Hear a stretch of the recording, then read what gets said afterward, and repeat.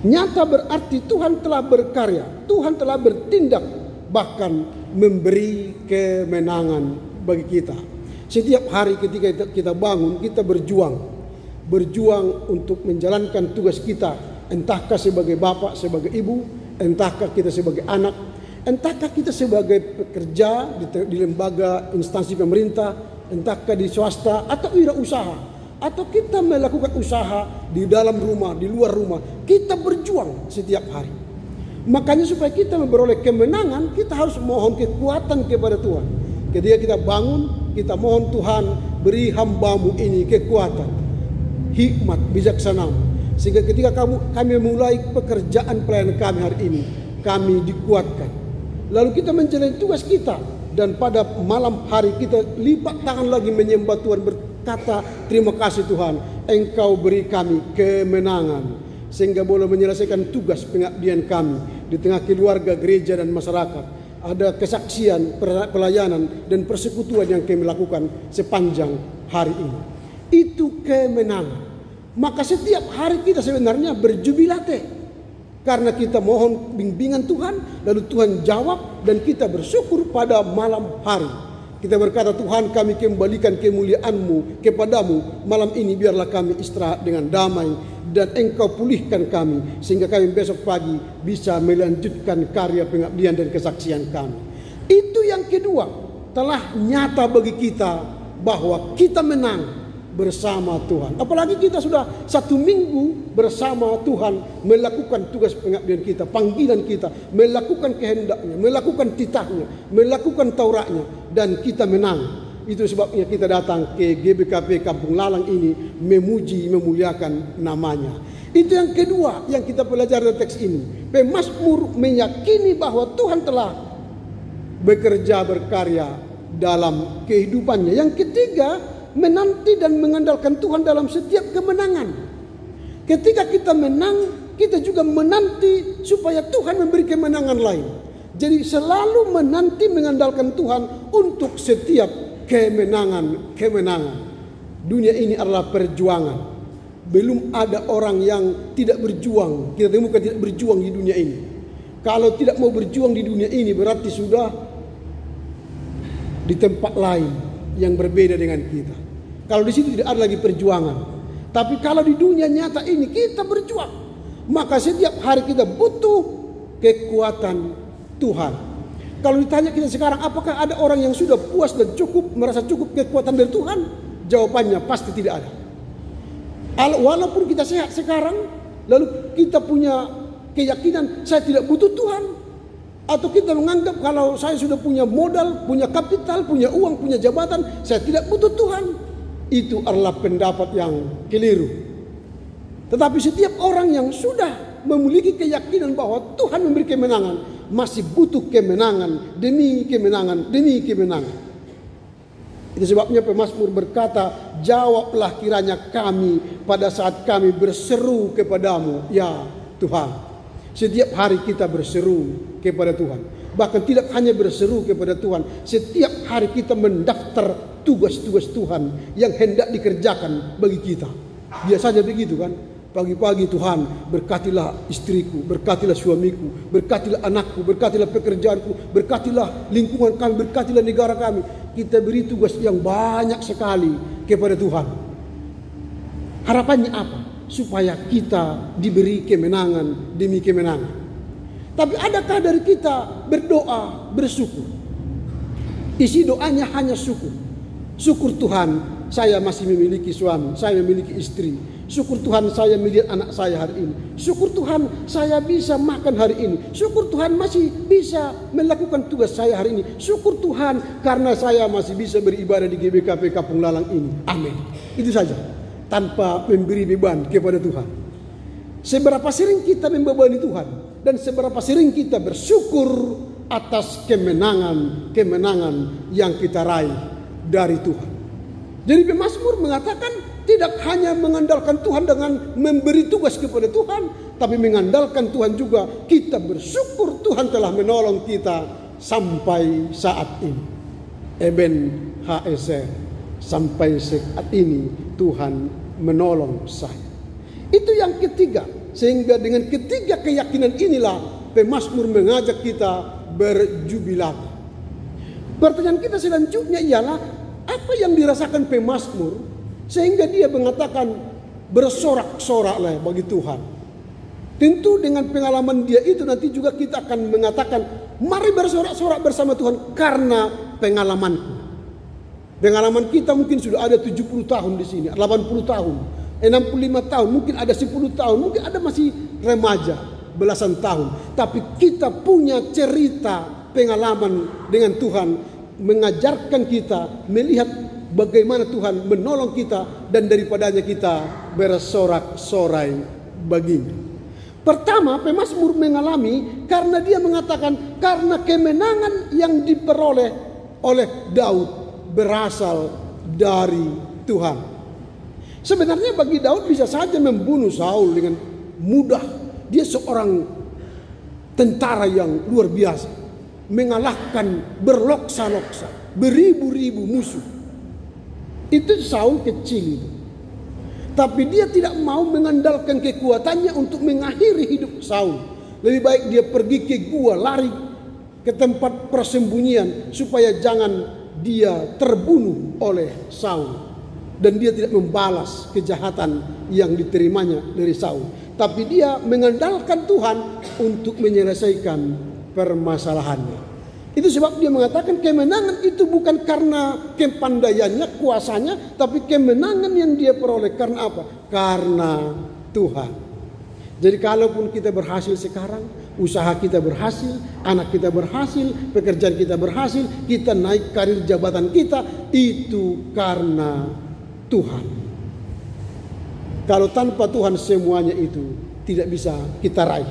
Itulah alasan pertama, kemenangan yang diperoleh oleh Daud itu karena Tuhan. Tentu kita pun berkata, saya ada sekarang ini karena Tuhan. Yang kedua, karena Tuhan mendengar dan menjawab doa-doa kita. Tadi pemazmur berkata, kiranya Tuhan dengarkan doa dan seruan kami saat ini. Lalu dia ketika berseru kepada Tuhan, ya Tuhan tolonglah hambamu ini. Tuhan menolong dia, maka itulah yang menyebabkan pemazmur bersorak-sorai bagi Tuhan. Kita, saya katakan tadi, sering berseru kepada Tuhan, sering memohon kepada Tuhan, dan Tuhan telah menjawab doa kita. Jangan gara-gara satu jawaban tidak dijawab Tuhan doa kita menyalahkan Tuhan. Jangan. Karena ada banyak jawaban doa yang mungkin kita tidak mau sebut. Tapi karena satu jawaban doa kita undur dari hadapan Tuhan, undur dari kebaikan, undur dari pekerjaan, undur dari persekutuan di jemaat, itu salah. Kalaupun ada jawaban doa yang kita hanturkan kepada Tuhan berbeda dari keinginan kita, jangan tinggalkan Tuhan. Jangan mundur dari persekutuan, jangan mundur dari kebaikan-kebaikan kita, tapi teruskanlah. Karena apa? Kalaupun Tuhan tidak menjawab, berarti kita sedang menanti jawaban yang terbaik dari Tuhan. Sering kita kalau misalnya pergi makan di luar atau misalnya di restoran, baru kita duduk langsung datang pengamen, kreng. Kalau lagunya tidak bagus, kita kasih langsung 2.000 itu. Supaya apa? Supaya pergi dia, karena nggak enak.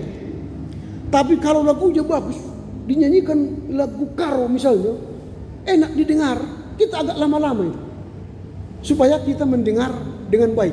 Lalu setelah habis dia bernyanyi, tambah satu lagi, tambah. Kita biarkan dia tambah satu lagi. Lalu kalau dia pergi, berani kita kasih 2.000, nggak berani lagi. Pasti kita kasih misalnya 50.000. Mengapa? Karena kita telah mendengar nyanyiannya yang merdu, yang manis, sehingga dia pun sabar menanti pemberian kita yang lebih besar dari yang biasanya. Maka dia bernyanyi dengan baik, melantunkan lagu karo supaya kita senang, dan ketika kita senang kita kasih 50.000. Itulah doa-doa kita. Kalau doa-doa kita itu manis didengar Tuhan, jangan-jangan mungkin dia sedang menanti doa kita itu kurang indah lagi.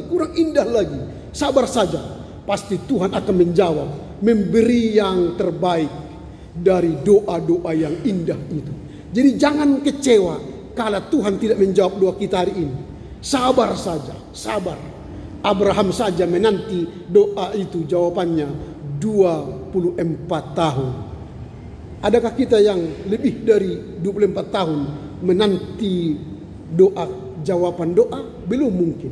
Karena itu sabarlah, sabar. Tuhan beri yang terbaik. Kalau kita berseru kepadanya, kalau sudah diberi yang terbaik, maka berjubilatlah, bersorak-sorai bagi Tuhan. Itu yang kedua. Yang ketiga, apa alasan pemazmur? Sehingga dia mengajak kita bersorak-sorai bagi Tuhan. Yang ketiga, karena Tuhan memberikan kekuatan dan kemenangan. Ayat 5, kiranya diberikannya kepadamu apa yang kau kehendaki. Lalu dia berkata lagi, dan dijadikannya berhasil apa yang kau rancangkan.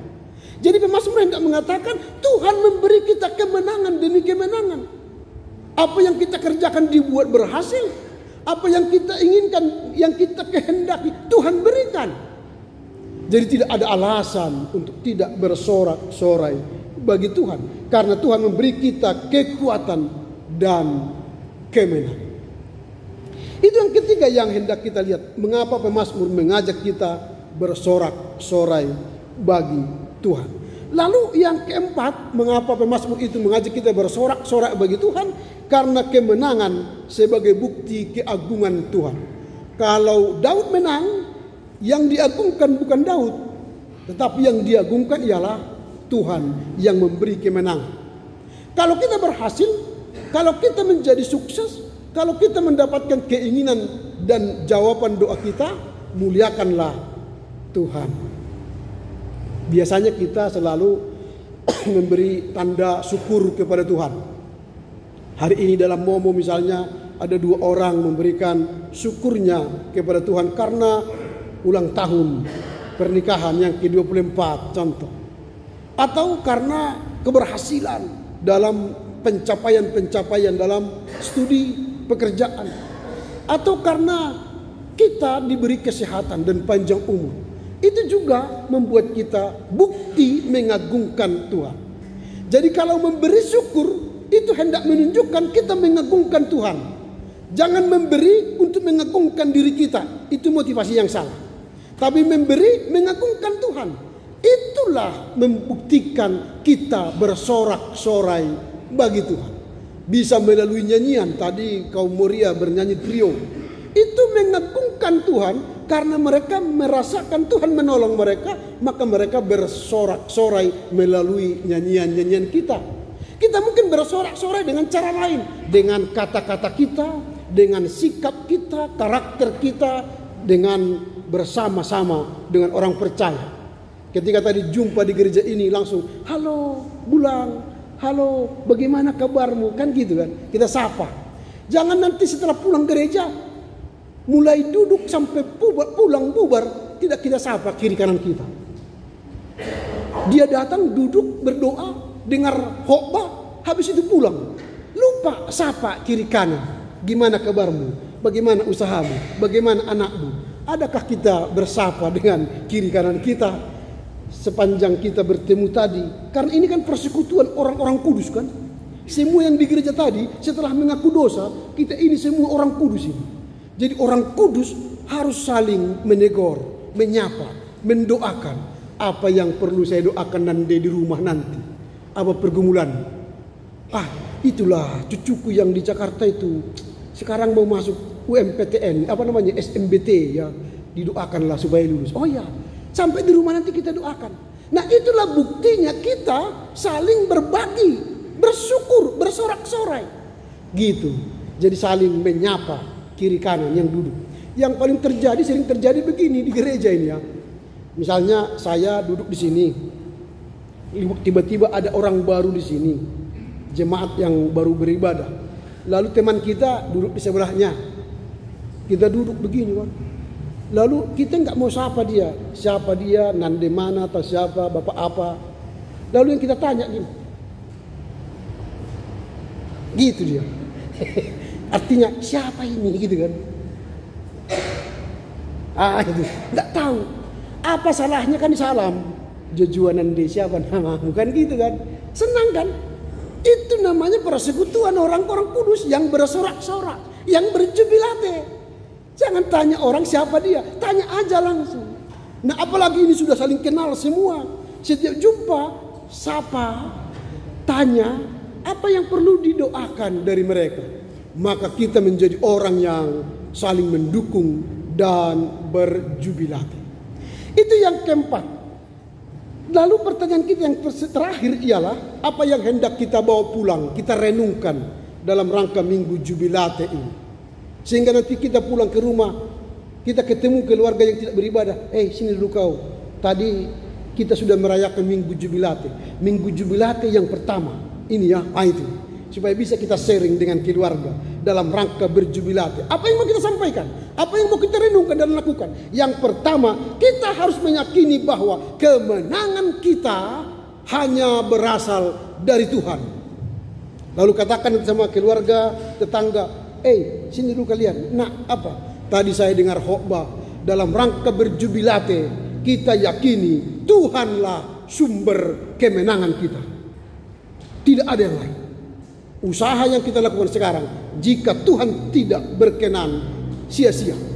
Tapi kalau Tuhan berkenan, tidur pun kita diberikan kepada kita berkat yang berkelimpahan. Tapi kalau Tuhan tidak berkenan, berpeluh kesah pun kita dari pagi jam 8 sampai jam 6 sore. Jika Tuhan tidak berkenan, tidak mendapatkan apa-apa. Jadi kita harus mengandalkan Tuhan, meyakini Tuhan, dialah yang memberi kemenangan. Kristus telah bangkit dari kematian. Itu artinya Tuhan telah mengalahkan segala maut, segala kekhawatiran, segala kegagalan. Dan kita diberi kemenangan. Itu berarti kemenangan adalah milik kita karena Tuhan yang memberikannya.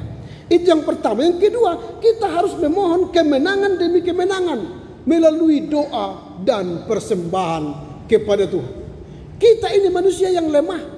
Sebentar kuat, sebentar lemah. Sebentar kuat, sebentar lemah. Bulan April begitu bersemangat beribadah. Bulan Mei loyo. Bulan Juni bersemangat lagi. Datang ke Muria, ke Mamre, ke Permata. Bulan Juni hilang dari peredaran. Itu biasa, manusiawi. Tidak ada kita yang konstan. Seharusnya memang kita berbuah lebat dan tetap. Mulai Januari sampai Desember konsisten datang beribadah kepada Tuhan. Suka duka jangan menghalangi kita beribadah, bersorak-sorai. Tapi karena manusia jatuh bangun itu biasa. Tapi ingat, kalau jatuh bangun. Jangan jatuh tidur terus merayap. Jangan. Ingat bangun, bangkit lagi. Oh Tuhan, Mei ini, agak jarang aku ke gereja ini. Banyak masalah Tuhan. Tapi Juni pasti saya akan beribadah lagi. Itu ada saatnya loyo, tapi ada saatnya kita bangun, bangkit kembali. Itulah hidup. Maka supaya kita jangan loyo, jatuh bangun, kata pemazmur dalam rangka berjubilate, mohonlah kemenangan, kekuatan dari Tuhan. Supaya kita setiap hari menang. Aku menang. Itu. Jadi kalau kita salah input doa kita ke Tuhan, maka salahlah kekuatan yang kita peroleh hari ini. Maka setiap hari jangan lupa baca kitab suci, doa tiap hari. Kalau mau tumbuh. Nah, jangan hanya lagu sekolah minggu itu. Kepada sekolah minggu kita nyanyikan, baca kitab suci, doa tiap hari kalau mau tumbuh. Kalau untuk bapak dan opa-opa enggak berlaku katanya, itu salah. Kepada kita pun berlaku itu. Bangun pagi, ambil kitab suci, berdoa, renungkan kitab suci itu pagi, siang, dan malam. Maka Tuhan akan beri kita kemenangan, kekuatan. Amin. Ini yang kedua yang kita renungkan. Yang ketiga, kita harus mengandalkan Tuhan dalam setiap aspek kehidupan kita. Aspek kehidupan kita berarti dari A sampai Z ada Tuhan. Jangan hanya di A Tuhan, di Q tidak ada Tuhan, di R enggak ada Tuhan. Jadi kita hanya peta Tuhan itu ada di hidup kita di kala A, di kala B. Kalau di kala E, di kala R, di kala S tidak ada Tuhan. Tapi di seluruh aspek kehidupan kita harus kita pastikan ada Tuhan. Jangan nanti ada Tuhan di sini ada Tuhan, di sini ada hantu. Ada Tuhan, ada hantu. Itu kita namanya tidak konsisten. Kan kadang-kadang begitu. Untuk meminta ini kepada Tuhan, untuk meminta ini kepada kekuatan dunia, untuk meminta ini kepada si ini. Itu namanya tidak ada Tuhan di aspek kehidupan kita. Walaupun kita sekarang sudah ratusan tahun Kristen, dukun belum pernah habis dari dunia ini. Paranormal tidak pernah habis dari dunia ini. Iya kan? Jadi jangan nanti aspek ini kita rohani, aspek sana kita kurang rohani, duniawi. Salah. Berjubilat berarti di seluruh kehidupan kita ada Tuhan. Tuhan melihat sampai ke seluruh relung hati kita, seluruh aspek kehidupan kita. Dia hadir. Kita yang mencoba menutup Allah hadir di sana. Tapi sekarang berjubilat, buka ruang itu. Allah hadir bagi kita di tempat di mana kita hidup. Itu yang ketiga. Yang keempat, yang terakhir, kita harus percaya bahwa Tuhan memberikan kemenangan yang pasti. Surga itu pasti. Setiap orang yang percaya, yang beriman, pasti masuk surga.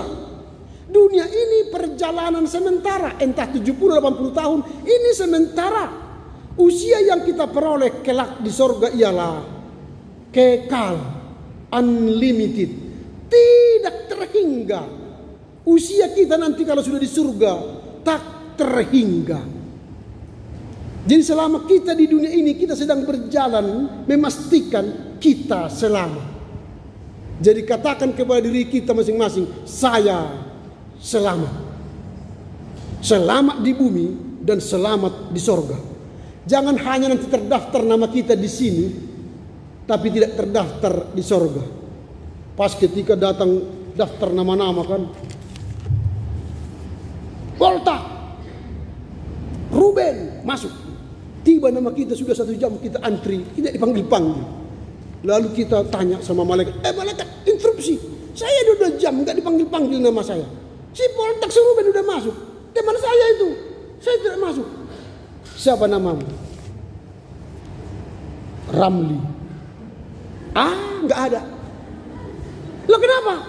Selama di bumi kau lupa ke gereja, lupa berdoa, lupa baca kitab suci, lupa melakukan kasih, lupa melakukan kebaikan, maka saya lupa mencatat namamu di sini. Hati-hati. Tapi semua warga jemaat GBKB Kampung Lalang ini namanya sudah tercatat di sorga. Walaupun masih di bumi. Jangan duluan ya sekarang, jangan dulu. Walaupun sudah nama kita sudah tercatat di sorga, jangan cepat-cepat ke sana. Masih enak BPK. Masih enak dunia ini.